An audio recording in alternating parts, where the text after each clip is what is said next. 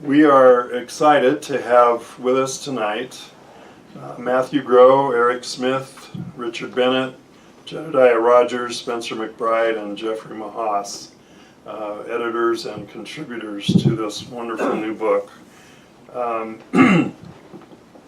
Published by the Religious Studies Center and Deseret book. Andrew Hedges said this about the Council of 50 book. An excellent and up-to-date study of the Council of 50, a must-read for anyone interested in Mormon and American history. I always love that, a must-read. That means you must read it. I mean, there's just not really a choice. It doesn't offer any options.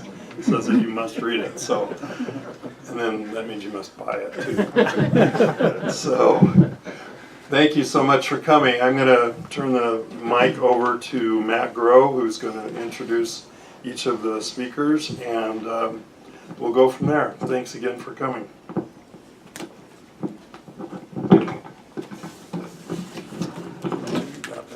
I grabbed it. Well, thanks for coming tonight. I wanted to say just a couple of words in introduction to the book.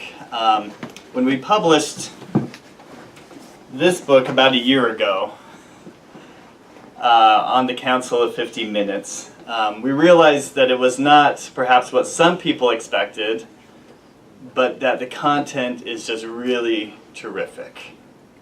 What we learn about Mormon history between the period right before the death of Joseph and Hiram Smith to the eve of the Trek West is really important. And working on the Council of 50 Minutes was a terrific experience.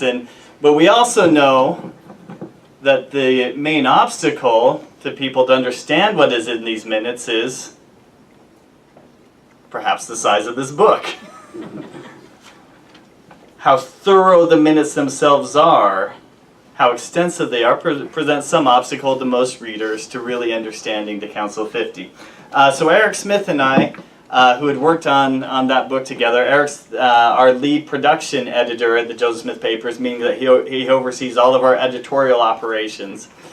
And I decided that we could put together a book of short essays by leading scholars that would help people understand what these records are and how they change and clarify aspects of the Mormon past.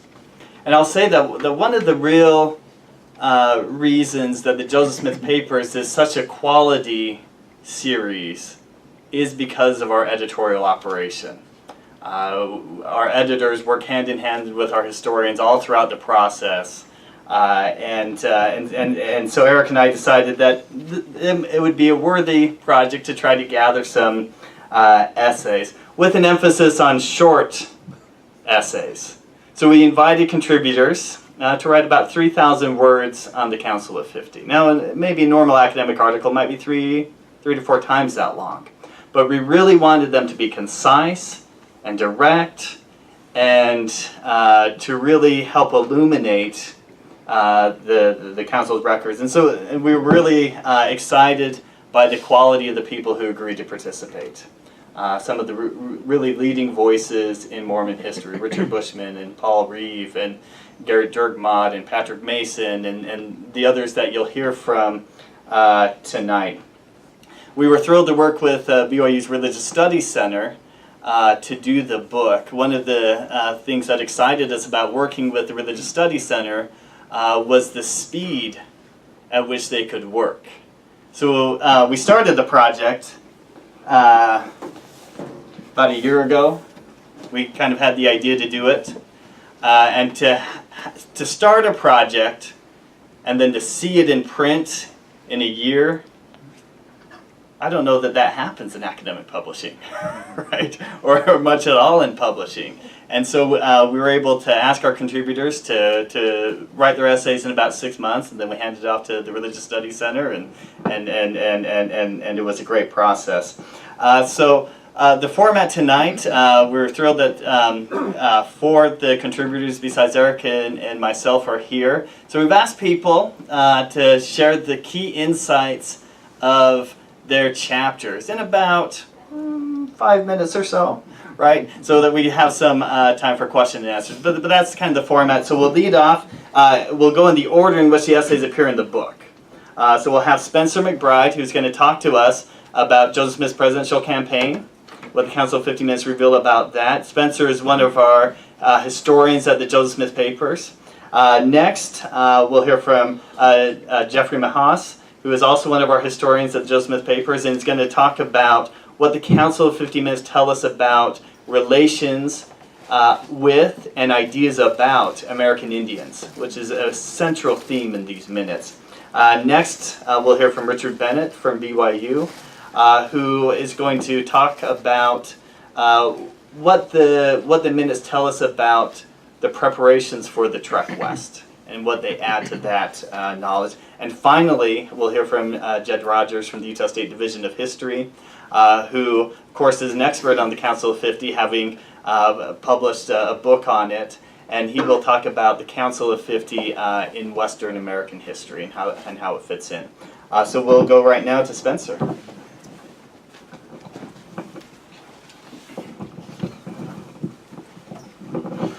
Right across the tie like that. Well, good evening. I love mixing religion and politics, but I find it safer to do so if I mix the religion and the politics of people long dead. Fewer moments in which I'm uninvited from Thanksgiving dinner. And so, yeah, I am a scholar at the Joseph Smith Papers, but I also write about religion and American politics more broadly. My first book, Pulpit and Nation, examines the role of clergymen in the American Revolution and the formation of the national government.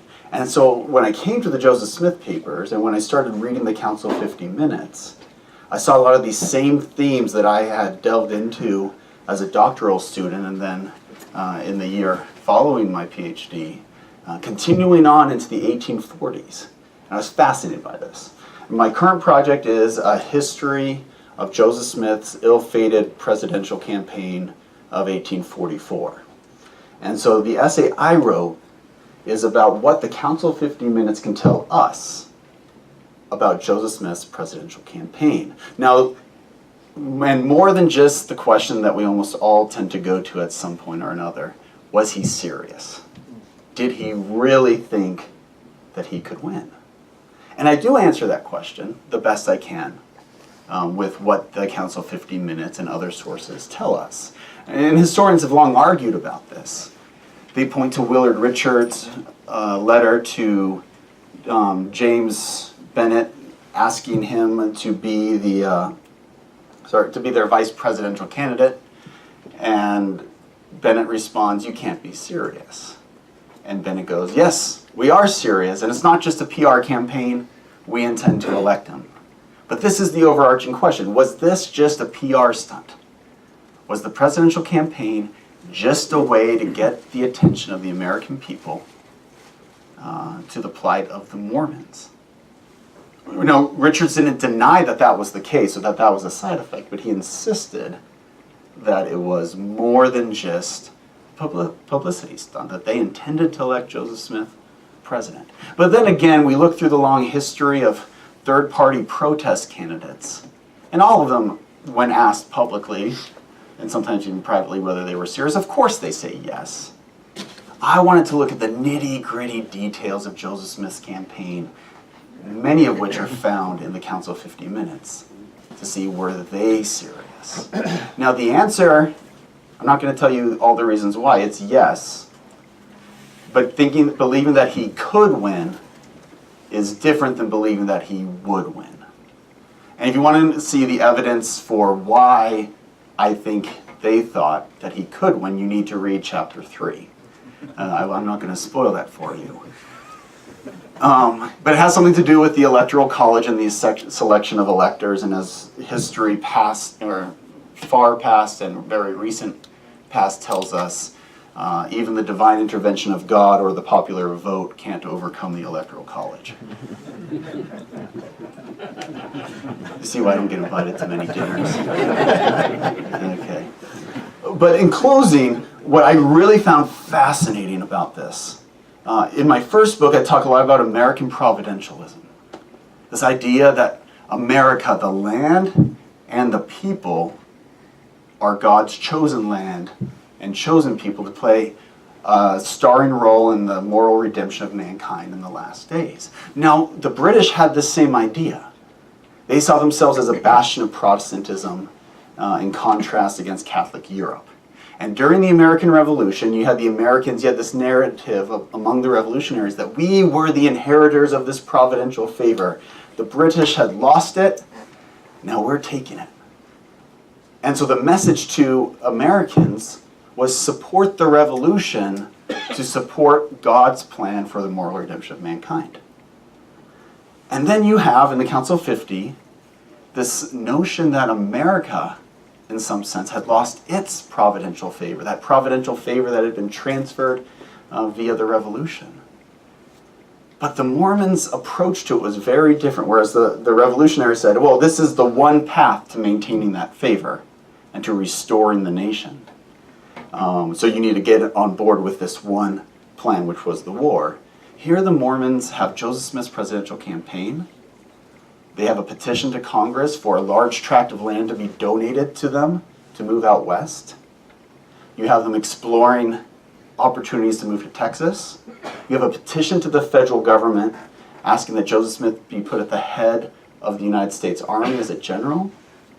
And you have a petition to make Nauvoo a federal territory separate from the state of Illinois, a way of getting around the states' rights problem that had blocked all political petitions of the Latter-day Saints. And any one of those would have solved this problem. And so the Mormons' approach to providentialism is quite innovative and interesting. Rather than saying this is the one way and God intends to get on board, they're saying here are several possible options, and there appears to be this strong belief that God would prosper the one or the ones that were necessary, and that's the way that they would go. And so I think, looking at Joseph Smith's presidential campaign in the context of the Council 50 Minutes, yes, we get some clarity on the question of, was he serious about running for president? But we also get clarity on where this campaign fits in the broader picture of Mormon history and American political history. Thank you.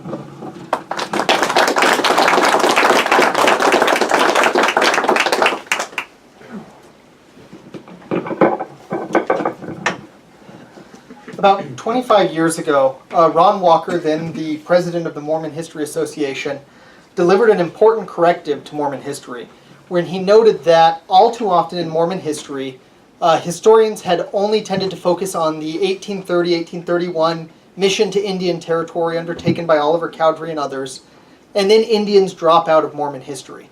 And he delivered an excellent paper, Sinking the Remnant, which traces Mormon-Indian relations through basically to Joseph Smith's death.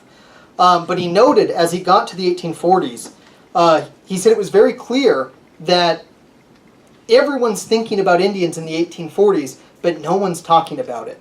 So, for example, he said, Joseph Smith in the 1840s began a series of Indian evangelizing efforts, usually confidentially, often omitting the details from official and even private records.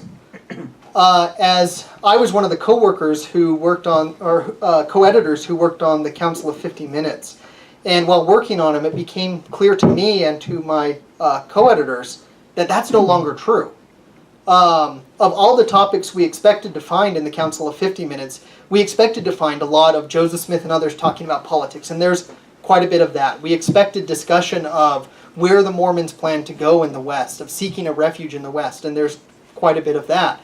But if you look at the bulk of the text, especially the period in the spring of 1845, from February to May, we have the most minutes, the most recorded from those meetings. And the topic in those meetings after Joseph Smith's death is almost universally, it's now time for us to convert all of the Indians. Now is the moment. And so in my essay, I try to walk through some of the reasons why they were so confident that 1845 would be the moment, would be the time for them to go west and all of the Indians would convert to Mormonism.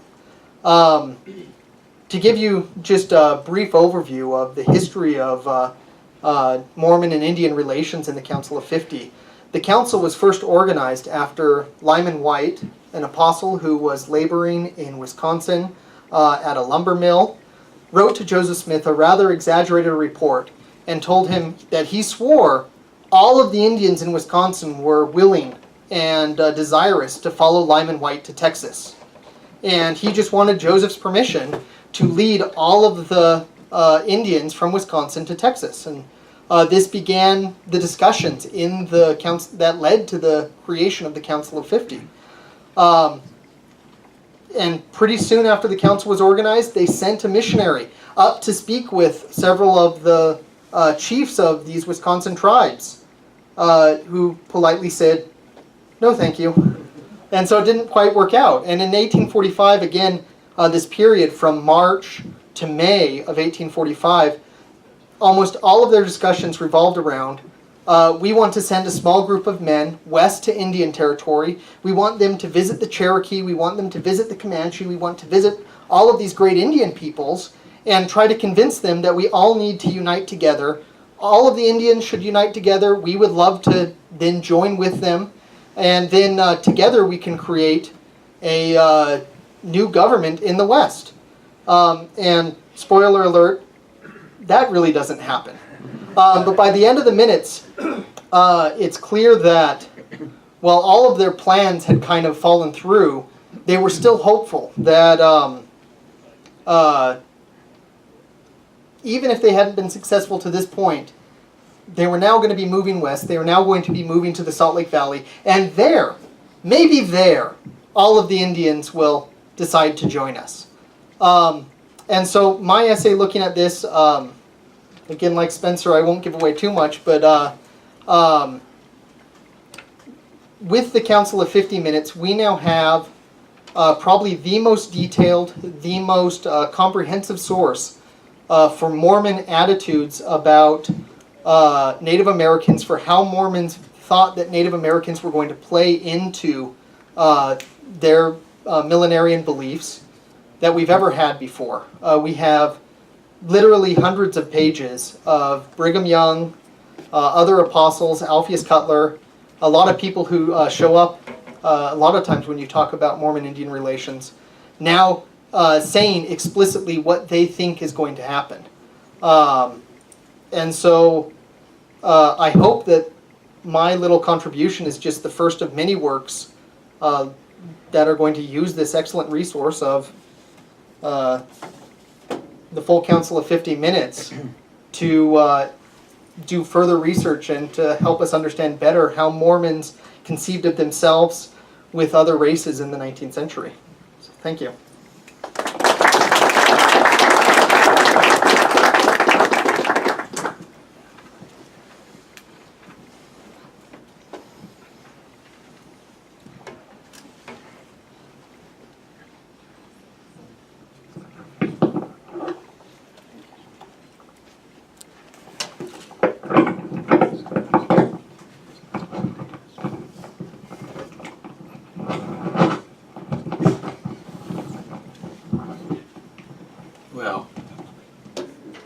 Can you hear me? Tonight I'd like to pay special tribute to Klaus Hansen, who I first met 45 years ago in the Church Historical Office up on 47 East South Temple, who was then writing his book on the Council of 50, Quest for Empire. Klaus was an interesting gentleman. I had the opportunity to meet with him again when I was going to law school in Canada. We were having a sacrament service one night on Alfred Street in Kingston, Ontario, not far from Queen's University, where Klaus taught intellectual history, American intellectual history at Queen's. Remember that, sweetheart? Right in the middle of this talk, the Salvation Army Band starts marching up the road. We can hear it. And up there in Canada, it's like in England, you're very close to the road, and here comes the band. And for the first time, during the whole evening, because Klaus was giving a great talk, he had to stop talking. Because when the band got so close, it was so loud, you know, with their trumpets and all, we had to stop talking. I'll never forget that with Klaus. And I think if he were here tonight, this would be an arresting moment for him.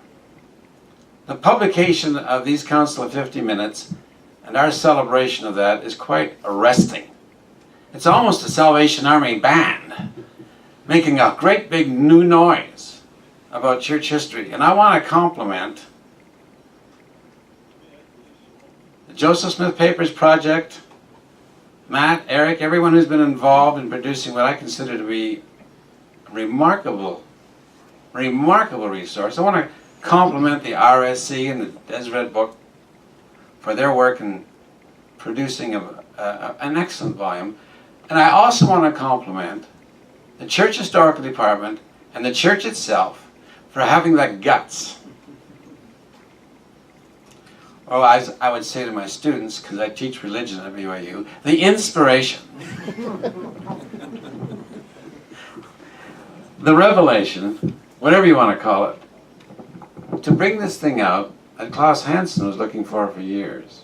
And I can remember sitting down with Leonard Arrington, Jim Allen, David Spitton, Klaus Hansen, talking about these Council 50 Minutes, and I was beginning to think that this would have to come forth in the millennium someday. And there would have to be a tidal wave change, a paradigm shift, because at that time, I remember vividly, I'll just tell you a story or two, one story, working with Marvin Hill. Any of you remember Marvin Hill, who was my mentor? This is back in 1972, when I was running my work on the early Exodus. We were looking at the minutes, the original minutes of the church historian's office on microfilm. And along came, trying to remember his name, Matt, one of the early church historians, will come to me in a minute. He had been there for many, many years. Lund? Yes. Brother Lund, thank you. And Brother Lund looks over our shoulder like this. And I was a TA, a research assistant. That was when I had black hair.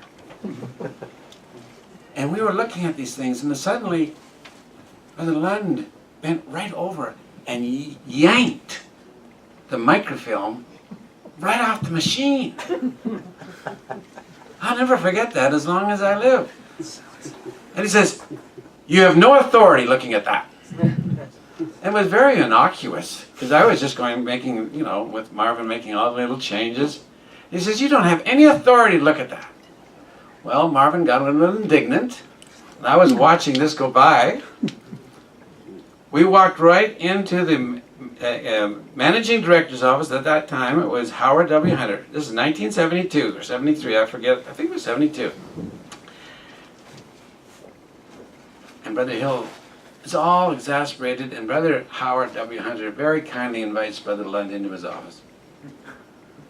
And he puts his arm around this fine, grand old gentleman who had been there for so many years and had done such a great service for the church. You know what he said? Never forget it. Elder Hunter said to Brother Lund, "It's a new day. Let's not worry about it. Give it back." And Brother Lund was speechless. And he shuffled, because he was about 90 years old at that time. And I remember being at that moment, it was kind of one of those paradigm shifts, because Leonard Arrington was just coming in to become the new church historian. Remember that? This is back in the days of Shangri-La, the beginning of supposedly Shangri-La. We had a lot of bumps along the road. Since that time, we've had some ebbs and flows. But I remember that in 72. It's a new day. And as I look at these Council of 50 Minutes, it's the fruition of what Elder Hunter was saying 45 years ago. Let the light shine on our history. And boy, have they ever shone it well with this work. The few things that I've discovered that I've found most significant for me in terms of the Exodus would be the following, because I've written a lot on the Exodus. The parameters for their future location.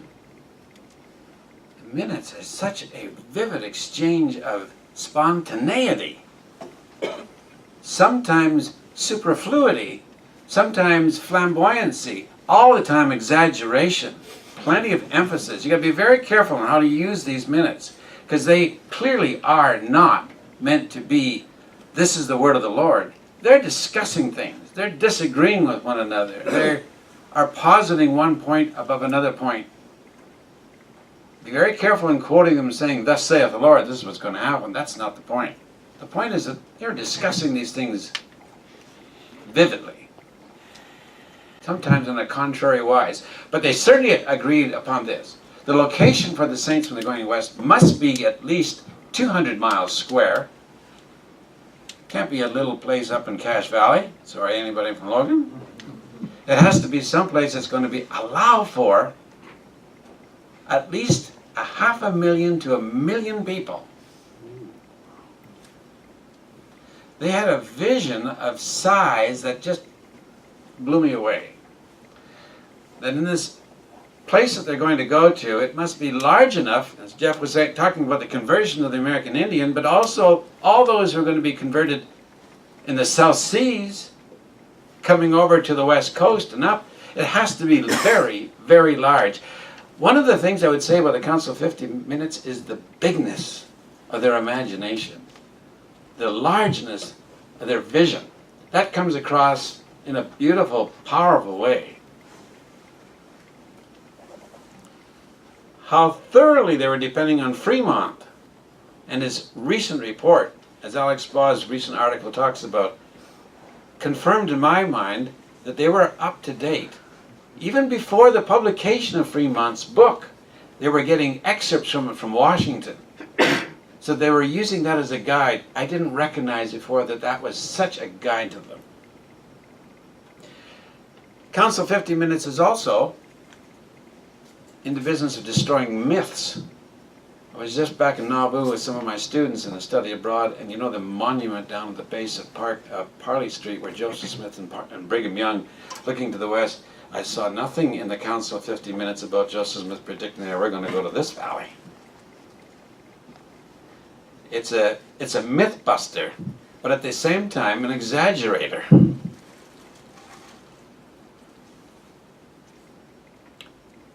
A comment about the American Indians, along with what I just said. I studied a lot about Alpheus Cutler, who was a member of the Council of 50, and the matter of converting the Lamanites. It's called Lamanism. That became a widespread wildfire in winter quarters where many people were joining up with Alpheus Cutler, thinking that the Mormons and the Indians were going to collude and ally themselves and go back to independence and wipe out the Missourians and restore independence to the Zion that they had hoped back in the 1830s. They talk about that in the Council of 50 Minutes. But be careful about looking upon it as evidence, because it was discussion, not always determination. Cutler took it real, and it's fascinating to study about the very fact that we just said, that they were thinking about massive conversions of the American Indian.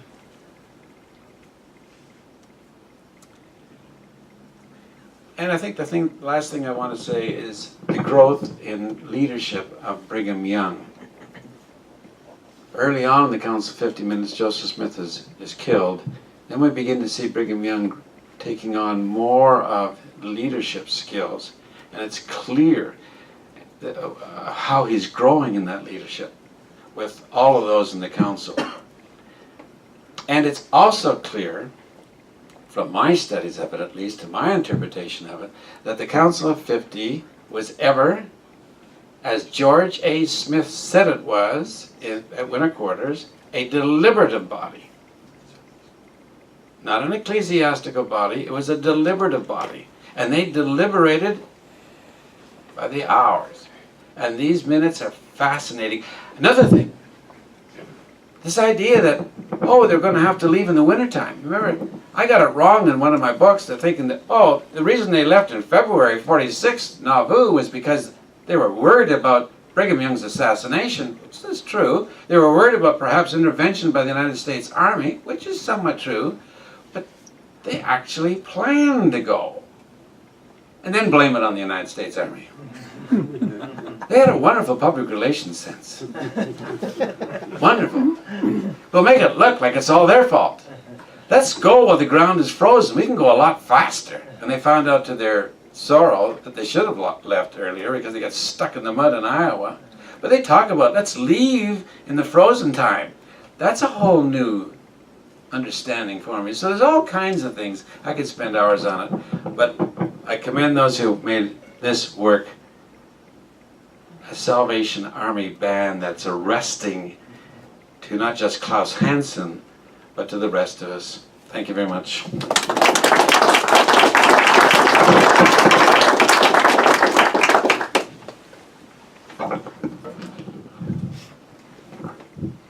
How's that? Okay.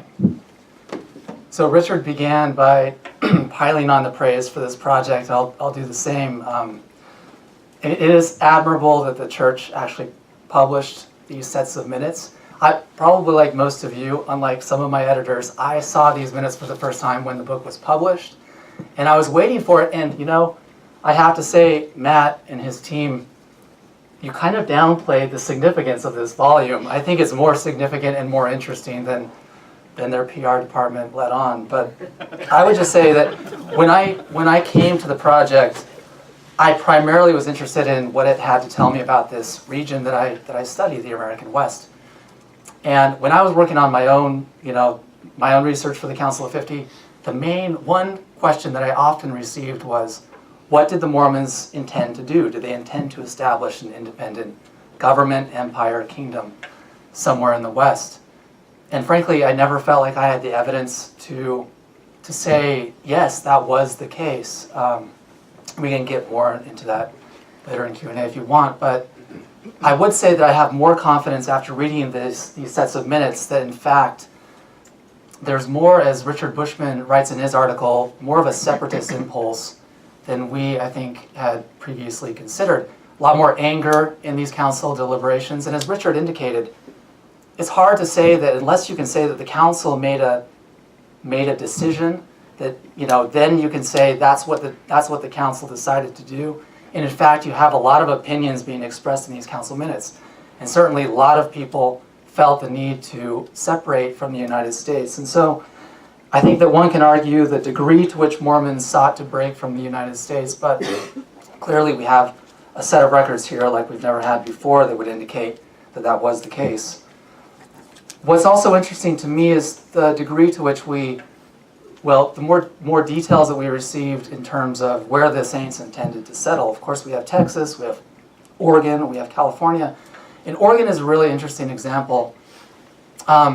Orson Hyde, I think, believed that that's where the Mobocrats from Missouri were intending to settle, so the Mormons wouldn't certainly want to settle there. Many Americans were settling at that time in Oregon. Brigham Young and others refused to settle under British rule, or to live under British rule.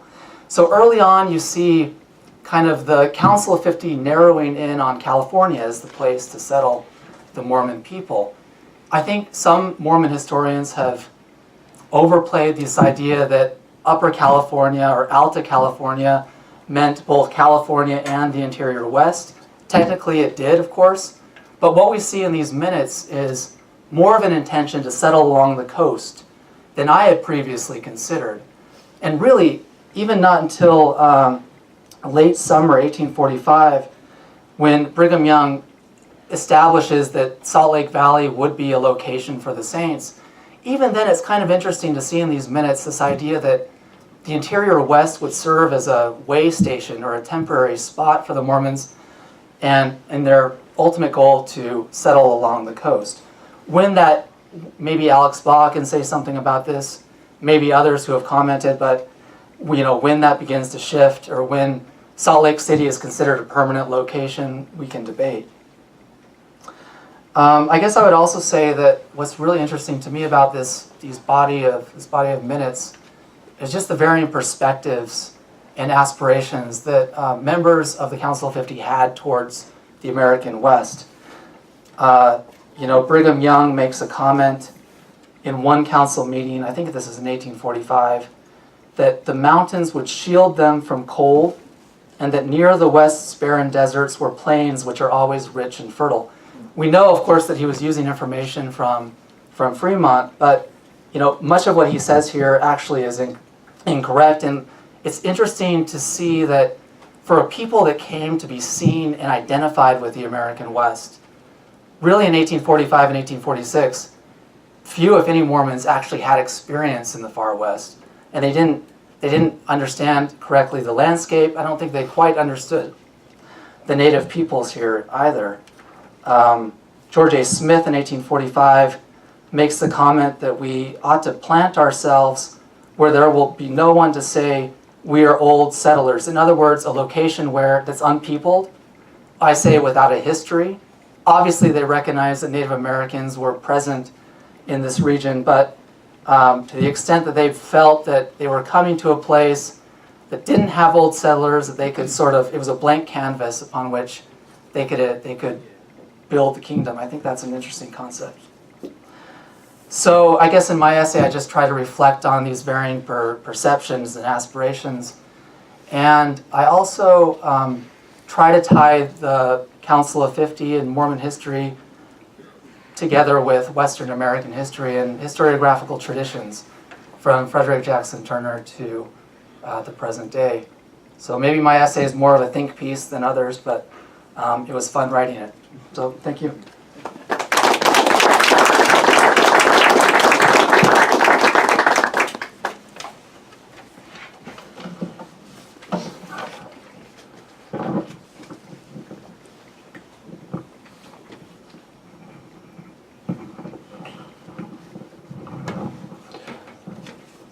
Thank you so much for coming tonight. It's a very exciting time to be involved in Mormon history in any way, whether that's as someone who loves to read Mormon history or someone who's involved in writing about it or publishing it in some way. There are so many fantastic researchers and writers who are involved and so many different publishers.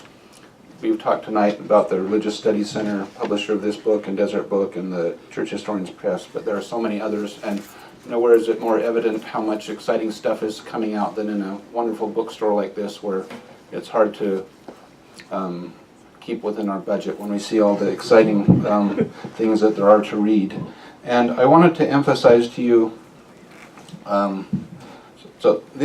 the Church Historians Press, or Joseph Smith Papers, published this massive book last September, about 800 pages, and it contains the unabridged and complete minutes of the Nauvoo Council of 50 from March 1844 through January 1846. And even though the book has sold well for our volumes, I would bet that the number of people who have actually read the minutes all the way through is relatively small, maybe 100 or maybe a couple hundred. And maybe a couple, Jeff says. Well, it's more than that because the people that worked on it had to read it. But the cool thing about that is that those minutes are unexplored country. They're terra incognita. So if you're someone that's interested in reading about Mormon history, you have the chance, if you decide to read and study these minutes, to be one of the first people ever to read these minutes that were created about 170 years ago. So that the book that we've published just gives a first taste of some of the things that we can draw from this magnificent volume.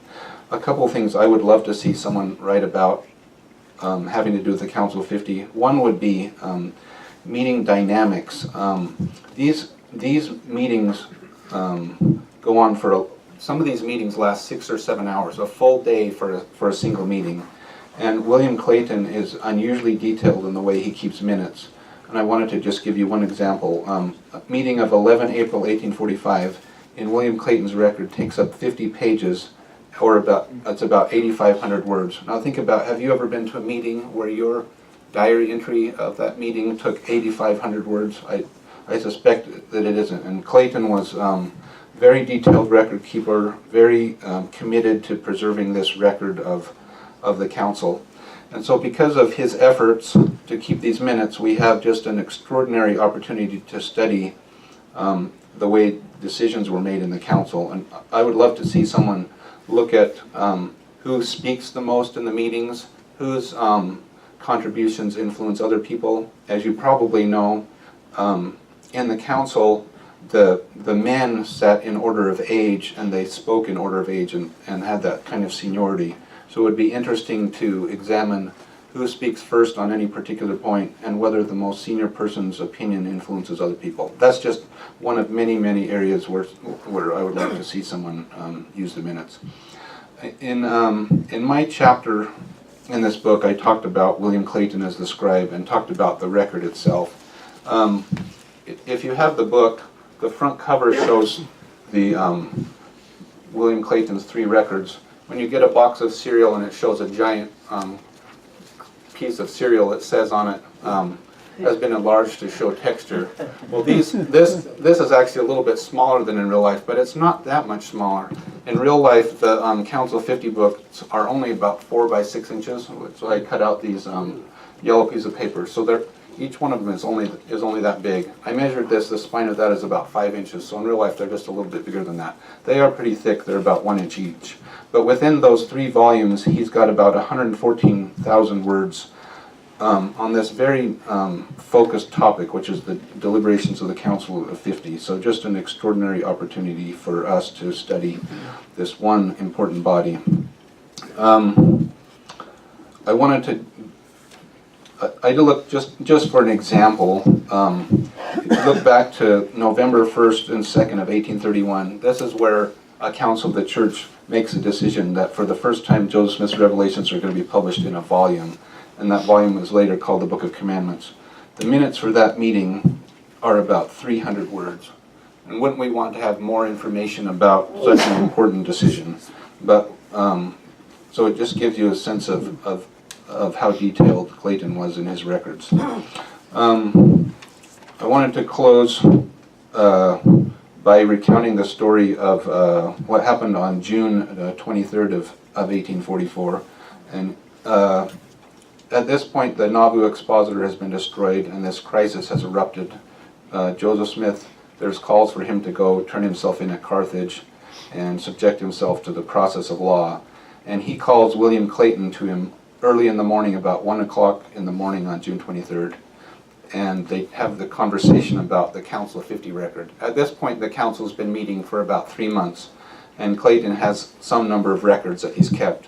And Joseph Smith gives him the option. He says, I want you to either bury it or destroy it or give it to someone and hide it away. And so William Clayton has this decision at that moment. Is he going to destroy the records, or what's he going to do with them? And thank goodness he decides to go out and bury him in his garden. And after a few days later, after Joseph Smith's been murdered and the smoke clears, as it were, he goes and digs them up, and those become the foundation of the record that continues in the Brigham Young period. So I had this feeling when I was working on my chapter for this book that he was a heroic figure for deciding to preserve the records, and then for his persistence in keeping the records and preserving them. So thanks to him, we have such a fascinating record today to study and to learn from. So.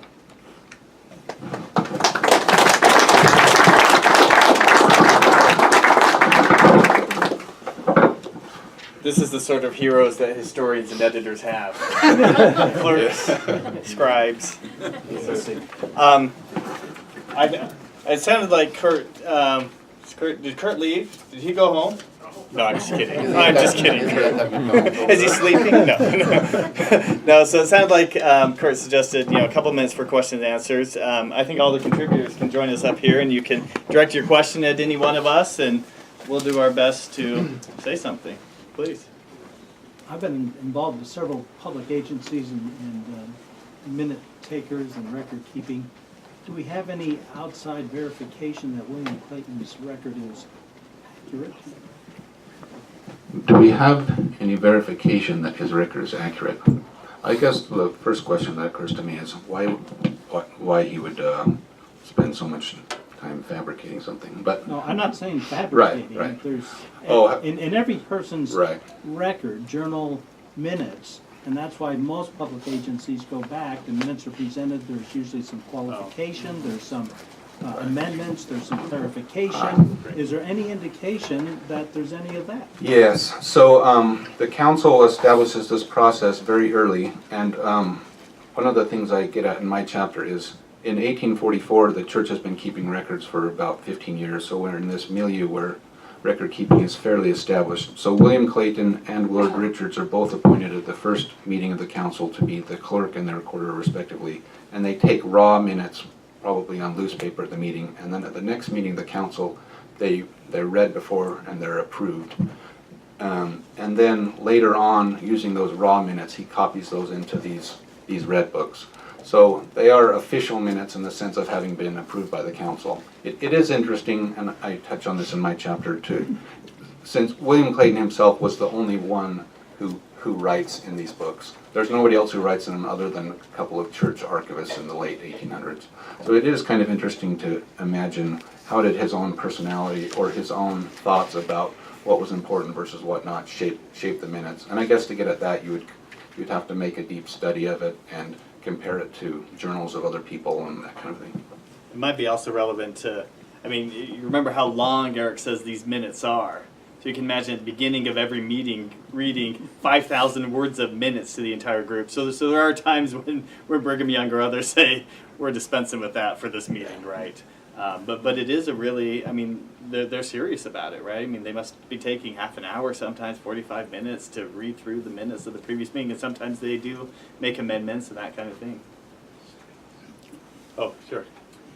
Is there any insight to the calling of the council, the number, why we call it the Council of 50, why they called more than 50, if I understand correctly? Jeff, you want to take that? So the question was, is there any insight as to why 50? And the answer is not really. When they add the 50th member, Joseph says the council's closed. But then the next week, Jedediah Grant and William Smith show up in town. They've been on the East Coast doing missionary work. And Joseph says, I think we need to add a Paul to this quorum. And someone else says, I think we also need a Silas. And so let's add 2 other people. And so so the number fluctuates. It gets really weird under Brigham Young. Brigham Young chooses to call, what would we call them? They'd be, substitute council of 50, alternate council of 50 members. So he'll say, oh, Wilford Woodruff's on a mission in England. Well, so-and-so, you get to take his place in the council of 50. And of course, the question then becomes, well, what's going to happen to this person after Wilford Woodruff comes back from his mission? And they have a discussion about this in the minutes where they say, well, at that point, you'll have to step down as a regular member, but you can still attend our meetings. But despite that talk, it seems like once you were in, and they didn't bother too much with the exact number.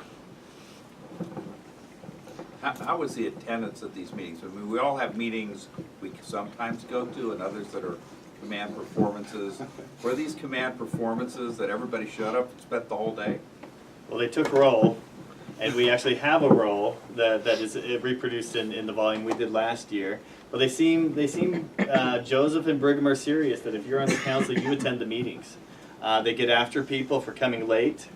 They get after people for not showing up, and the attendance seems to be pretty good. I mean, you have to have a pretty good reason. On the roll, it's kind of interesting because they list all the members and then they list all the meetings, so they took them off. And when a member is removed from the council for any reason, they'll kind of cross it all out and say why they were removed. This person died, this person. The fun entry there is that one of the members ended up following James Strang after the succession crisis. And so the clerk, I think it's Clayton, the clerk wrote that he was strangled.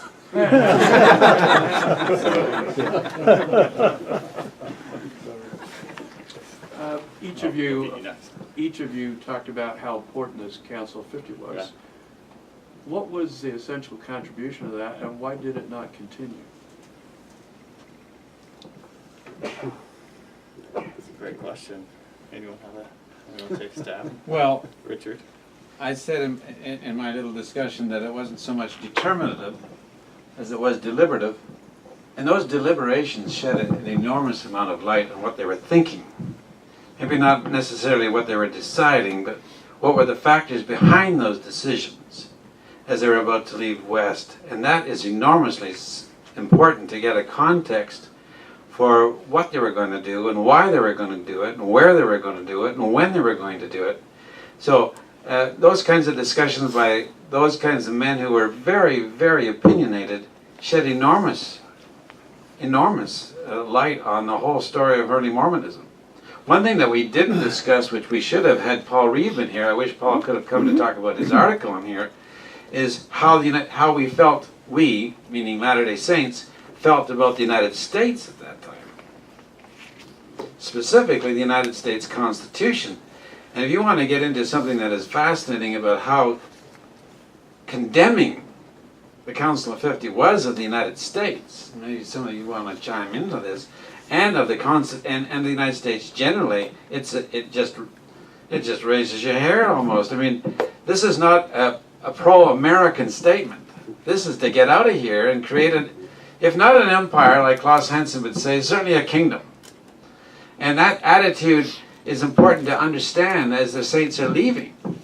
Many of them are renouncing their citizenship. This doesn't come across in family histories very well. So let's go here. You've had your hand up. For Spencer McBride, in researching Joseph Smith's candidacy for president, I know he sent a lot of the Council of 50 out to campaign for him all over. Did you come across any indication that he may have intimated to the council that his quest for the presidency may be a springboard for world governance or domination? I mean, there certainly is talk in the minutes of, this is the political kingdom of God that will eventually supplant all earthly governments. We actually have, there's not as much as I would have liked of Joseph Smith speaking about his campaign specifically. I wish there was more of him talking about the campaign.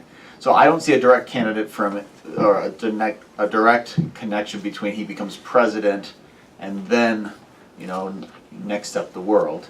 I don't see anything like that. But I do get an overall sense in the, I get asked, in fact, I get asked a lot when I go and talk about Smith's presidential campaign of what was his political philosophy. And I struggled to come up with a quick way to summarize his political philosophy. And one day I was at a conference presenting with my friend Ben Park, and he had the perfect one-liner. Joseph Smith's, so I wish I could take credit for it, it's not mine, but Joseph Smith's political philosophy was probationary and reactionary. Reacting to the world around them, the immediate survival of his followers. And probationary in the sense that at some point in time, hopefully in the not too distant future, all this talk of earthly governments would be moot, if that makes sense. As a follow-up, was there any information that you came across that may suggest what Joseph Smith viewed when he had himself crowned king, as to what jurisdiction his kingdom might encompass? That's a good question. I don't know. If anyone else wants to take a stab at that. I think of course that's one of the most interesting, one of the things that people really hoped the minutes would clarify is this moment when Joseph Smith is accepted by the council as prophet, priest, and king, right? And it's always those three words together in the council: prophet, priest, and king. These biblical overtones there, other overtones. But it's, I think from their perspective, it would be king within this kingdom of God, right? It's this idea that the kingdom of God that will one day, and the timeline is vague in the minutes, right? I mean, they're not talking about it, but it's that political representation of God's kingdom on earth. I think it's probably the best way to say it. Probably have time. I don't know, Kurt, how are we doing for Oh, you're good. another hour or two? Oh, yeah, we gotta be out by 11. Okay. well, let's do a few more questions. Hey, you want to go? It was mentioned at the beginning about Joseph Smith wanting to be the general of U.S. troops. And I know the minutes also talk about the conversion of the Indians, that they might be used as part of a military group. Could you talk about the military, Joseph Smith's vision and Brigham Young's as the Saints as a military group? Well, one of the most difficult assignments, I think, in early Mormon history was given to Orson Hyde in the Council of 50. And Orson was to take to the United States government a petition that Joseph Smith be made a general in the United States Army and be able to raise 100,000 men to protect the western frontier. And so Orson goes back and counsels with some senators, and they say, okay, this is a little much, Orson. Why don't we tack back here? Why don't we maybe ask for a smaller force or this kind of thing? And so, yeah, it wasn't quite constitutional the way they phrased it. And so Orson amended the petition and wrote back and said, oh, I've made these amendments after counseling with the senators from Illinois. And the council wrote back and said, what the council has written, you're not going to mess with, Orson. Why would you think about changing our petition? And Orson's like, I'm the guy here in Washington. You guys sent me on this really difficult mission, and so that's the first kind of maneuver, is this idea that Joseph could raise a portion of the United States Army to protect the western frontier. But maybe Jeff can speak to the American Indian component. So a lot of people have written about this idea that it's a phrase that doesn't occur in the minutes, but people have talked about how Mormons viewed Indians as the battle axe of the Lord, that they will be the ones to destroy the United States. It's all over Parley P. Pratt's early writings. It's in several of Joseph Smith's prophecies, this idea that Indians will they're mentioned with slaves in like the Civil War prophecy, with the idea that slaves will turn against their masters and Indians will fight against the nation that's stolen their land. And so a lot of people speculated that there'd be a lot in there with especially Mormon-Indian relations, of Mormons saying, now's the time, let's go raise these troops to fight the United States. And you get people talking about Indians destroying the United States, some people more than others, but I don't think what you get in the minutes is a sense that Mormons are going to be leading these, Mormons picture themselves leading these Indians. They seem to think that this is something that through the designs of the Lord is going to happen naturally, and it's not something that they need to go out and lead Indian forces to take revenge for the treatment of the saints. I don't know. You had your hand up for a minute, sure. Right here. Yeah. I just had a question about some of the non-church members, and what was their contributions, what was their thoughts on some of those discussions. Were the discussions different when members or people who were not members of the church there? Has anyone looked into that? I think the issue of so there's 3 men admitted to council who are not members of the church. The core problem is, how do you get non-Mormons, because Joseph Smith clearly wants to make this point that in the kingdom of God there will be members of the church and people who aren't members of the church. But how do you get sort of capable non-Mormons to join a secret council that also has these ecclesiastical overtones? So the fact of the matter is that the 3 non-Mormons are not the most distinguished people in the world. They each kind of have a story for why they're chosen. One of them, stood up for Joseph Smith when he heard about a conspiracy, Nauvoo, and this kind of thing. And they really only attend during the Joseph Smith era. And Joseph makes this point that they're there to kind of represent this larger principle. So the council lies dormant for 7 or 8 months after Joseph Smith dies. And when they reorganized under Brigham Young in early February 1845, they dropped many members of the council. Sidney Rigdon and his followers are dropped. Other people who have followed schismatic groups are dropped, and the 3 non-Mormons are dropped as well. It seems like I think one of them's not even in Nauvoo anymore. One of them has a warrant out because he was counterfeiting in New York. And so again, there were probably legitimate reasons for Brigham Young to drop them, but they were never replaced in that same kind of way. Maybe as a side note, one of the 3 was a man by the name of Uriah Brown, and in 1850 he sends a little note to the council suggesting that there be a liquid he has a liquid invention that could destroy a navy, and it was we don't have a lot of information about how it was received, but clearly it wasn't accepted. So he was seen as clearly an outsider. He had been dropped before, wanted to get back in or at least have some sort of a say, and Brigham Young would have none of it. I think that reflects, it's not necessarily reflected in this council minutes, but the differences that Joseph Smith had with Brigham Young and later John Taylor had with, in operating the Council of 50. There is certainly a lot with Joseph Smith and Brigham Young here, obviously, but. One thing I'd just add too, I wish we knew more about what Joseph was thinking when some of these men were at it. One of them, Edward Bonney, legitimately his story is he shows up in Nauvoo one day, says, "Hi, I'm from Indiana, I want to move west with my family and Nauvoo seems like a nice place. What can you tell me about it?" And Joseph says, "Why yes, Nauvoo is a nice place to live. Why don't you come join my super secret council of friends that we're planning the kingdom of God and you can just join with us." So maybe we'll have one more question, then kind of invite people to ask questions. But Gary, you've had your hand up. This is for Dick Bennett. Great.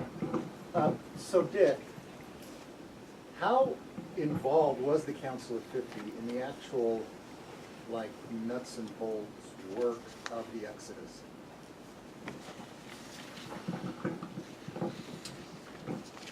I think you all heard that. How intimately involved? Yeah. As it gets closer to February 1846, it becomes more and more intimately involved. In fact, some of the most complete minutes are those near the end of the Council of 50. And I should probably add here, it's far more opening. It opens up much more about Brigham Young than the Council of 50 minutes do, than they do the prophet Joseph Smith.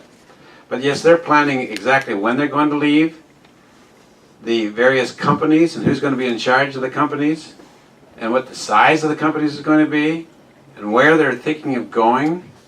And so I would have to say that it was far more intimately involved than I thought when I was studying it years ago.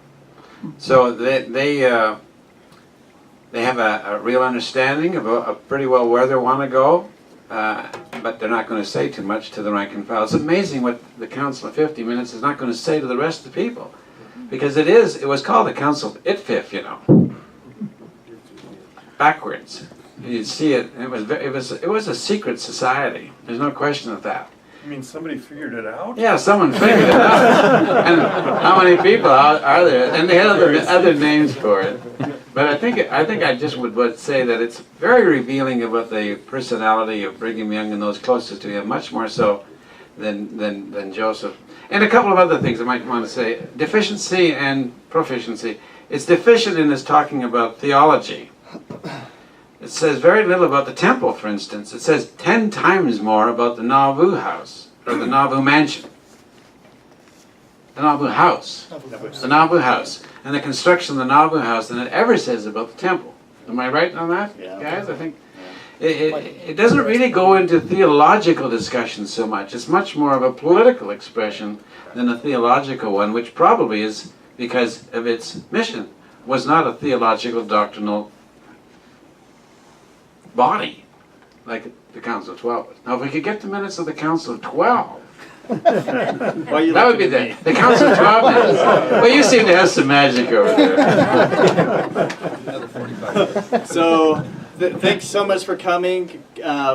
Kurt says everyone needs to buy 2 or 3 books before. At least. No, not just these ones, anyone's. Right. Anyone's. In fact, we'll choose them for you.